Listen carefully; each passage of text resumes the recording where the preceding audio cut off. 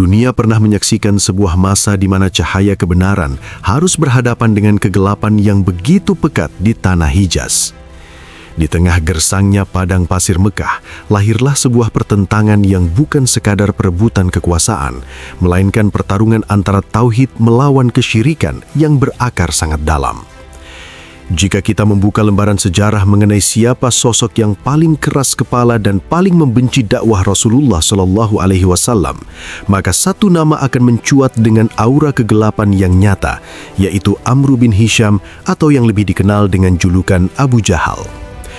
Namun tahukah kalian bahwa di balik bayang-bayang kebencian sang ayah, tumbuh seorang putra bernama Ikrimah yang kelak akan menorehkan tinta emas dalam sejarah Islam?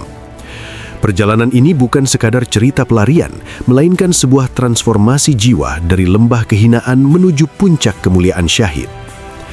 Sebelum kita menyelami lebih dalam mengenai kisah perjalanan epik Ikrimah bin Abu Jahal, pastikan kalian sudah menekan tombol subscribe dan menyukai video ini sebagai bentuk dukungan terhadap dakwah literasi sejarah Islam. Selain itu, kami sangat ingin menyapa kalian semua. Dari daerah manakah kalian menonton tayangan ini?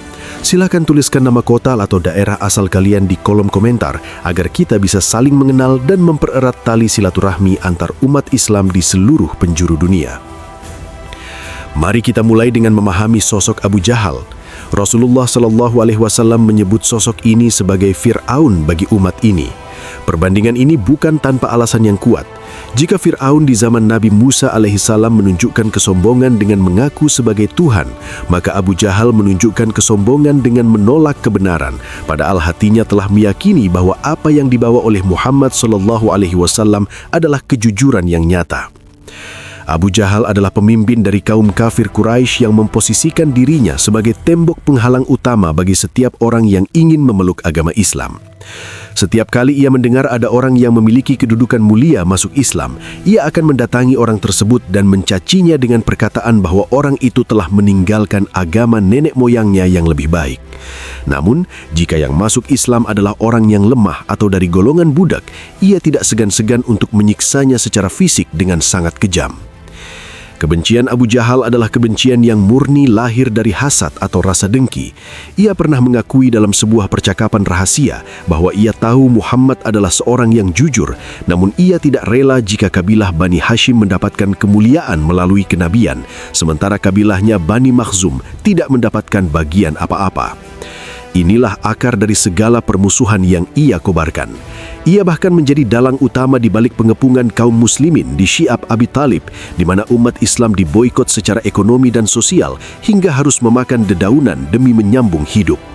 Tidak hanya itu, ia pula lah yang mengusulkan skenario pembunuhan Rasulullah SAW dengan melibatkan pemuda-pemuda dari seluruh kabilah agar darah beliau tidak bisa dituntut oleh Bani Hashim. Di bawah asuhan tangan dingin yang penuh kebencian inilah, Ikrimah bin Abu Jahal tumbuh besar.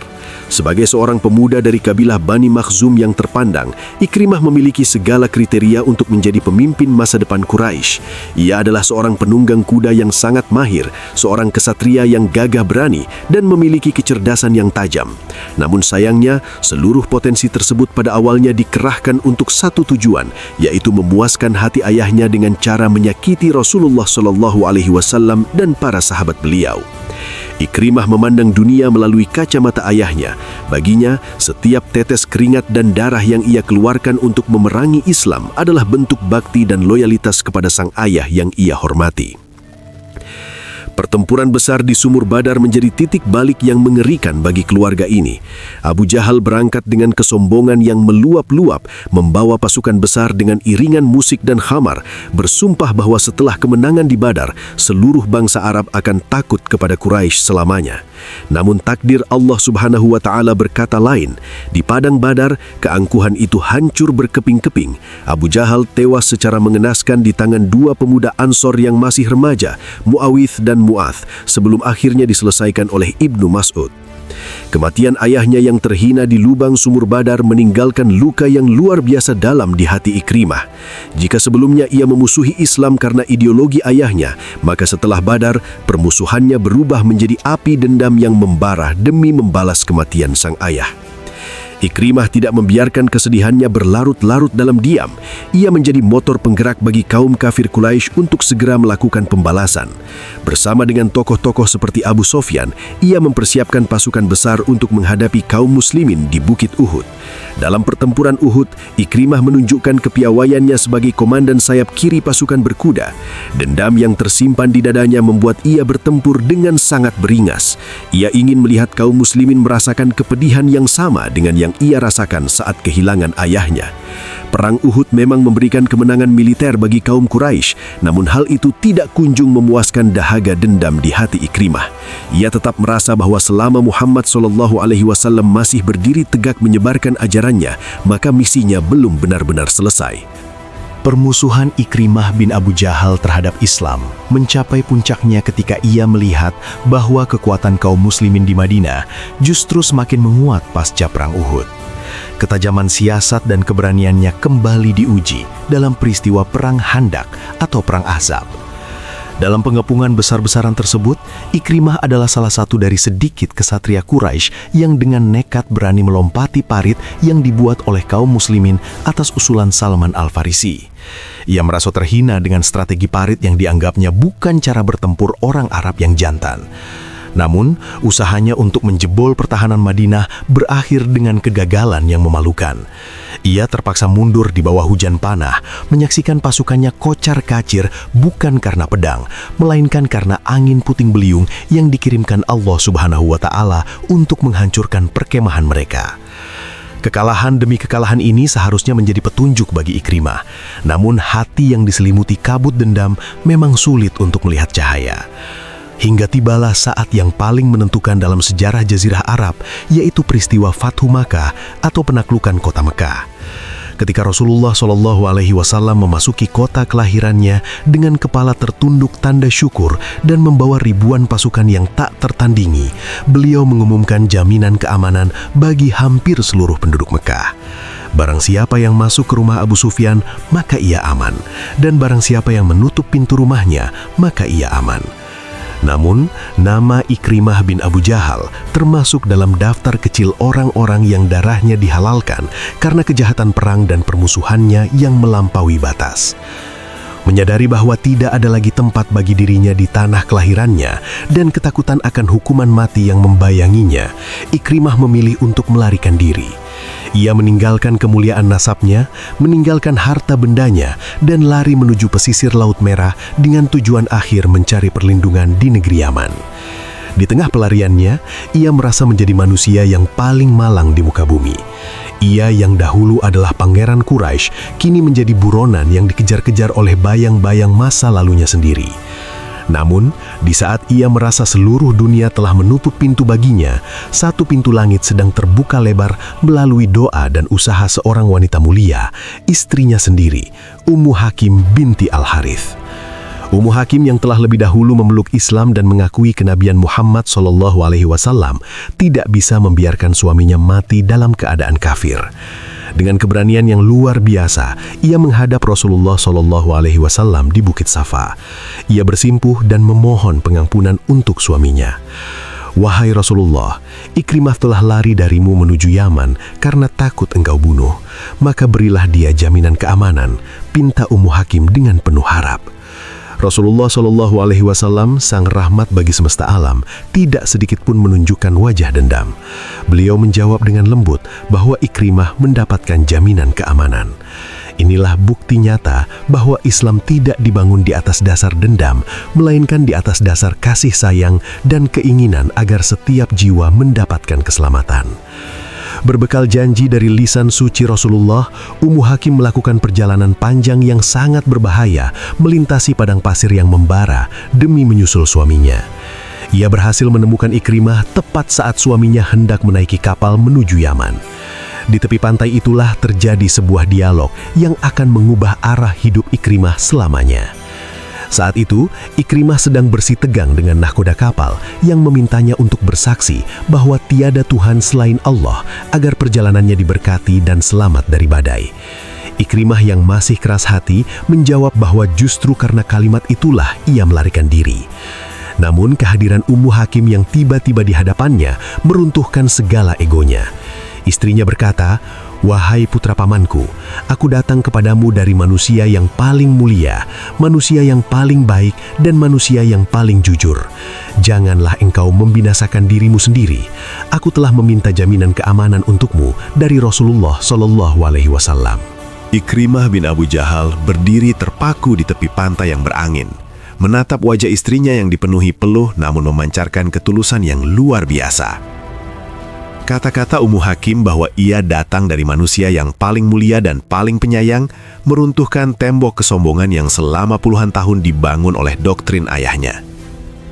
Ikrimah akhirnya luluh. Ia memutuskan untuk memutar haluan, bukan lagi menuju pelarian di Yaman, melainkan kembali ke kota Mekah untuk menghadapi takdir yang selama ini ia takuti. Namun perjalanan kembali kali ini terasa sangat berbeda bagi Ikrimah.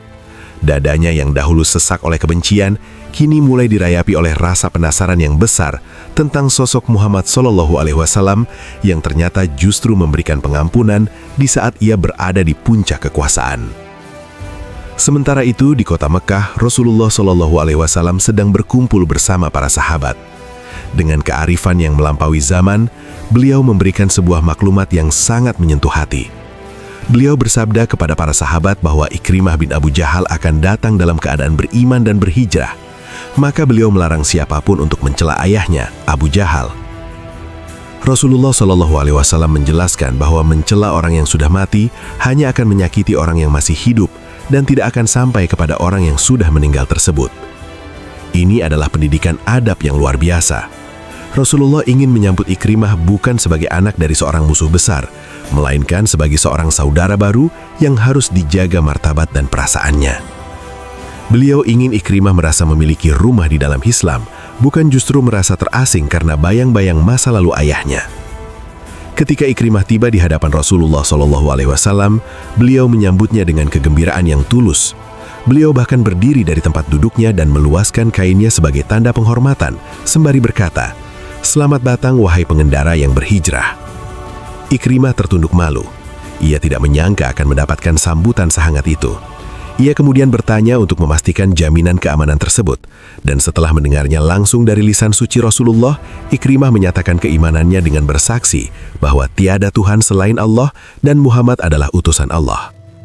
Pada detik itulah, Ikrimah bin Abu Jahal resmi menanggalkan jubah kekafirannya dan mengenakan pakaian iman.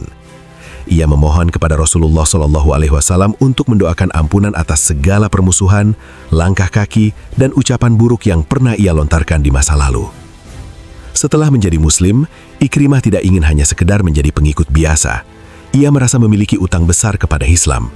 Ia bersumpah di hadapan Rasulullah SAW bahwa tidak ada satu dirham pun yang dulu ia keluarkan untuk menghalangi jalan Allah, melainkan sekarang ia akan mengeluarkan harta yang sama atau lebih banyak lagi di jalan Allah. Tidak ada satu pertempuran pun yang dulu ia ikuti untuk memusuhi Islam, melainkan sekarang ia akan terjun dalam pertempuran yang serupa untuk membela kalimat Allah. Janji ini bukan sekedar retorika. Ikrimah berubah menjadi sosok yang sangat tekun beribadah. Ia sering terlihat di masjid mendekap mushaf Al-Quran ke wajahnya sambil menangis terseduh-seduh dan berujar, "Ini adalah kalam Tuhanku. Ini adalah kitab Tuhanku." Ia yang dahulu ingin membakar cahaya Allah, kini menjadi orang yang paling depan dalam menjaganya. Hari-hari berlalu, dan Ikrimah membuktikan totalitasnya. Ia terlibat dalam berbagai misi dakwah dan pertahanan umat Islam. Keberaniannya yang dahulu digunakan untuk kebatilan, kini bertransformasi menjadi keberanian yang terukur dan berlandaskan iman. Ia tidak lagi mengejar kejayaan pribadi atau nama besar keluarga, melainkan mengejar keriduan Allah Subhanahu wa Ta'ala. Perubahan karakter Ikrimah menjadi teladan bagi penduduk Mekah lainnya, bahwa Islam mampu mengubah seorang penjahat perang menjadi seorang wali Allah yang bertaubat. Namun ujian sesungguhnya bagi keimanan Ikrimah baru saja mulai ketika badai besar mengancam eksistensi kekhalifahan Islam setelah wafatnya Rasulullah SAW. Setelah Rasulullah SAW wafat, umat Islam menghadapi ujian berat berupa munculnya nabi-nabi palsu dan gerakan murtad di berbagai penjuru Jazirah Arab. Di bawah kepemimpinan Khalifah Abu Bakar As-Siddiq radhiyallahu an, Ikrimah bin Abu Jahal mendapatkan kepercayaan besar untuk memimpin pasukan memadamkan pemberontakan tersebut. Ia dikirim ke wilayah Yamamah dan kemudian menuju Oman serta Yaman. Di medan-medan pertempuran ini, Ikrimah membuktikan bahwa keislamannya bukanlah sekedar pelarian dari pedang, melainkan sebuah keyakinan yang menghujam ke dasar jantung. Ia bertempur dengan gagah berani, bukan lagi atas nama fanatisme kesukuan Bani Makhzum, melainkan demi tegaknya panji tauhid yang dahulu sangat ia benci. Namun, puncak dari seluruh pembuktian cinta Ikrimah kepada Allah dan Rasul-Nya terjadi di sebuah lembah bernama Yarmuk. Perang Yarmuk adalah salah satu pertempuran paling menentukan dalam sejarah peradaban manusia, di mana pasukan Muslim yang berjumlah jauh lebih sedikit harus menghadapi ratusan ribu tentara Kekaisaran Romawi yang bersenjata lengkap. Di tengah kecamuk perang yang sangat dahsyat, ketika barisan pertahanan kaum Muslimin mulai terdesak oleh tekanan hebat pasukan lawan, Ikrimah bin Abu Jahal melakukan sebuah tindakan yang akan selalu dikenang dalam sejarah militer Islam. Ia turun dari kudanya, menghunus pedangnya, dan berteriak dengan suara yang menggetarkan, "Aku telah memerangi Rasulullah SAW di banyak tempat, lalu apakah hari ini aku akan lari dari kalian?" Kalimat ini adalah bentuk pengakuan sekaligus penebusan dosa masa lalunya yang paling jujur. Ikrimah kemudian menyeru kepada pasukan Muslimin, "Siapakah yang berani berjanji setuju untuk mati bersamaku?" Mendengar seruan itu, paman Ikrimah yang bernama Al-Harith bin Hisham serta Dhirar bin Al-Azwar segera menyambutnya, diikuti oleh 400 orang pejuang terbaik Islam yang dikenal sebagai pasukan berani mati. Mereka merangsek masuk ke jantung pertahanan Romawi seperti singa yang lepas dari kandangnya. Ikrimah bertempur tanpa memedulikan lagi keselamatan nyawanya. Ia menerjang hujan panah dan sabetan pedang demi menghalangi musuh agar tidak menghancurkan tenda-tenda kaum muslimin. Baginya, kematian di jalan Allah adalah satu-satunya cara yang paling layak untuk membersihkan sisa-sisa kegelapan yang dulu pernah ditanamkan oleh ayahnya, Abu Jahal. Ketika matahari mulai terbenam dan debu peperangan mulai mereda dengan kemenangan di pihak Muslim, ditemukanlah tubuh-tubuh para pahlawan yang telah mengorbankan segalanya. Ikrimah bin Abu Jahal ditemukan tergeletak dengan lebih dari 70 luka akibat tusukan pedang, tombak, dan anak panah yang memenuhi bagian depan tubuhnya. Tidak ada satupun luka di bagian punggungnya, sebuah bukti otentik bahwa ia tidak pernah sekalipun membelakangi musuh untuk melarikan diri. Di saat-saat terakhirnya yang mengharukan, terjadilah peristiwa yang menunjukkan betapa agungnya ukhuwah Islamiyah. Ketika seorang petugas pembawa air datang memberikan minum kepada Ikrimah yang sedang sekarat, ia melihat Al-Harith bin Hisham juga sedang kehausan di sampingnya.